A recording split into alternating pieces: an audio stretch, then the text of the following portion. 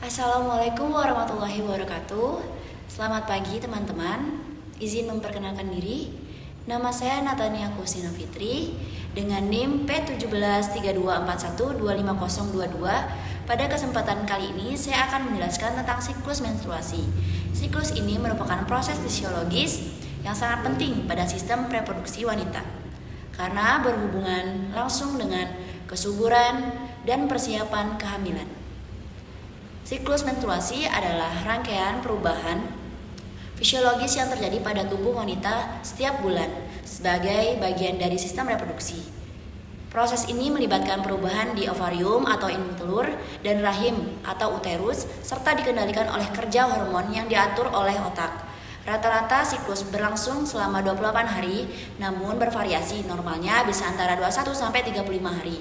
Siklus menstruasi tidak hanya terjadi di organ reproduksi, tetapi dimulai dari pusat pengaturan di otak, yaitu hipotalamus dan kelenjar hipofisis, yang kemudian mempengaruhi ovarium dan rahim. Pada mekanisme pengaturan dari otak, yaitu dari hipotalamus, melepaskan hormon pelepas gonadotropin atau gonadotropin releasing hormone atau sering disebut GnRH. Hormon ini bekerja secara berdenyut atau push untuk memberikan sinyal pada kelenjar hipofisis. Setelah mendapatkan sinyal dari GnRH, kelenjar hipofisis mengeluarkan dua hormon penting, yaitu ada hormon perangsang folikel atau follicle stimulation hormone, hormon luteinizing atau luteinizing hormone. Kedua hormon ini langsung bekerja di ovarium untuk mengatur pertumbuhan folikel, pelepasan sel telur, dan pembentukan korpus luteum. Di ovarium yang mendapat rangsangan dari kedua hormon tadi menghasilkan hormon estrogen dan progesteron. Estrogen berfungsi menebalkan lapisan rahim, sedangkan progesteron menjaga agar lapisan tersebut tetap stabil. Perubahan kadar hormon inilah yang mengatur terjadinya keempat fase siklus menstruasi. Selanjutnya memasuki fase-fase siklus pada menstruasi. Yang pertama, fase menstruasi terjadi di hari pertama sampai hari kelima. Lapisan dinding rahim luruh karena kadar hormon estrogen dan progesteron turun secara drastis. Proses ini dikendalikan oleh otak ketika korpus luteum mengecil. Kadar hormon turun sehingga hipotalamus kembali mengirimkan atau mengeluarkan hormon GnRH untuk memulai siklus yang baru. Yang kedua ada fase folikuler, yaitu pada hari pertama dan hari ke-13.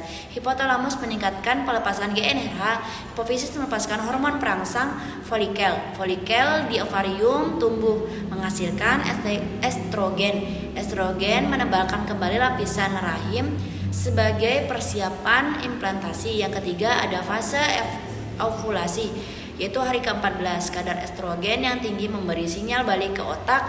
Hipofisis melepaskan hormon luteinizing dalam jumlah yang sangat besar.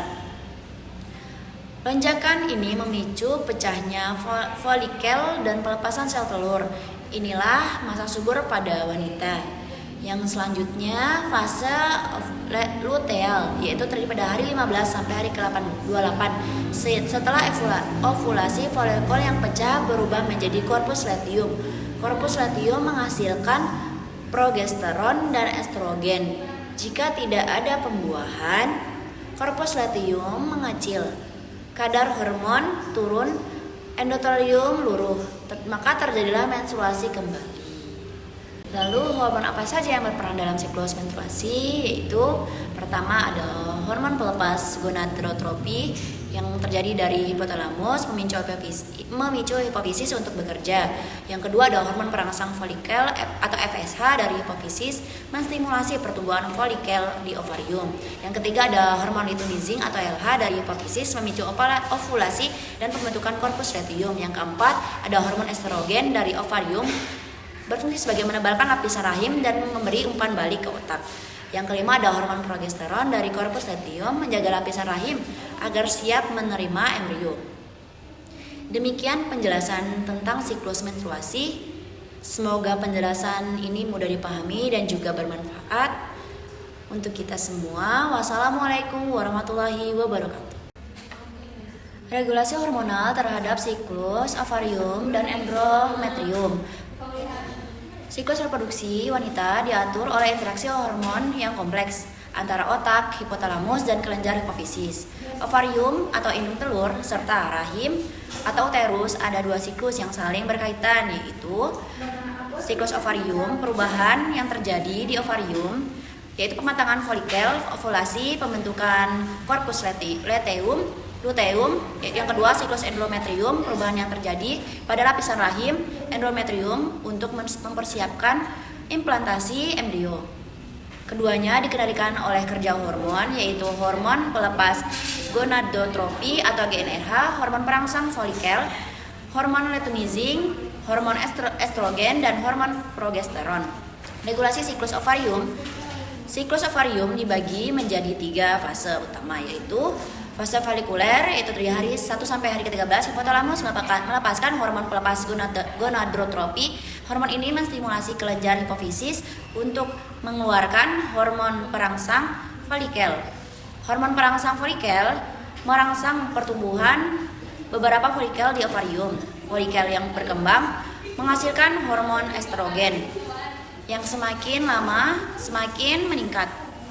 Yang kedua, fase ovulasi di hari ke-14. Peningkatan kadar estrogen yang tinggi memberi umpan balik positif ke hipotalamus dan hipofisis. Hal ini menyebabkan pelepasan hormon luteinizing dalam jumlah yang besar atau lonjakan LH Surge. Lonjakan ini memicu pecahnya folikel degrowth dan pelepasan sel telur matang dari ovarium atau ovulasi. Yang ketiga, fase luteal, yaitu hari 15 sampai hari 28 setelah ovulasi. Folikel yang pecah berubah menjadi korpus luteum. Korpus luteum menghasilkan hormon progesteron dan sedikit estrogen. Hormon progesteron berfungsi menjaga kestabilan dinding rahim. Jika terjadi pembuahan, korpus luteum mengalami degenerasi, kadar hormon turun dan siklus baru dimulai. Regulasi siklus endometrium. Siklus endometrium dibagi menjadi 3 fase. Pertama yaitu fase menstruasi, yaitu hari pertama sampai hari kelima. Jika terjadi pembuahan, penurunan hormon progesteron dan estrogen menyebabkan lapisan endometrium luruh. Lapisan yang luruh akan keluar sebagai darah. Menstruasi. Yang kedua, fase proliteratif, yaitu hari ke-6 sampai ke-14. Hormon estrogen yang dihasilkan folikel ovarium menstimulasi pertumbuhan kembali lapisan endometrium. Sel-sel endometrium mengalami proliferasi, pembuluh darah kapiler bertambah, dan rahim siap menerima sel telur yang mungkin dibuahi. Yang ketiga, fase sekretori, yaitu terjadi pada hari 15 sampai hari 28 setelah ovulasi. Korpus luteum menghasilkan hormon progesteron dalam jumlah tinggi. Progesteron menyebabkan endometrium semakin tebal. Kelenjar endometrium menjadi lebih aktif dan suplai darah meningkat. Kondisi ini menciptakan lingkungan yang optimal bila embrio menempel di rahim. Bila pembuahan tidak terjadi, kadar progesteron menurun sehingga endometrium tidak stabil dan akhirnya luruh atau kembali ke fase menstruasi. Kesimpulannya, regulasi hormonal pada siklus reproduksi wanita bekerja dalam koordinasi antara otak, ovarium, dan rahim. Siklus ovarium diatur oleh hormon perangsang folikel dan hormon luteinizing yang mengendalikan pertumbuhan folikel, ovulasi, dan pembentukan korpus luteum. Siklus endometrium diatur oleh hormon estrogen dan progesteron yang mengendalikan penebalan, pematangan, dan peluruhan lapisan rahim. Keseimbangan dan hormon-hormon ini memastikan bahwa setiap bulan tubuh wanita siap untuk atau memungkinkan terjadinya kehamilan. Sekian dari saya. Wassalamualaikum warahmatullahi wabarakatuh.